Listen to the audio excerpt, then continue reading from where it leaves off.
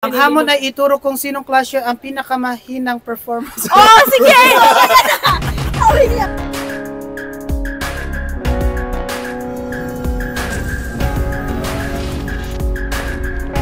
Banda ka sa akin pag negative yan. Okay, bahala na kung negative o positive, piliin kita. Ang hamon ay ituro kung sinong Clash ang pinakamahinang performance. Oh, sige! Pinakamahinang performance. Kota na ako Okay, Kota para na naman sa yan. akin.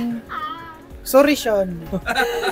Kasi may mga part dun sa dulo ni siya na parang nilalaro niya pero parang hindi ko alam, basta nilalaro mo yung dulo. At dahil dyan, Explain ako mo yun, po yun. ang threat sa kanila dahil ako po ang pinakamalakas. Galingan lang natin. I think, pinakamahinang performance. Okay, Bino. Tino mo, binalik ka na. Sorry. Parang may salurod bang bato. Joke lang. Maganda ang performance mo. Okay lang naman, hindi ako magagalit. Sobra maganda. Sige lang.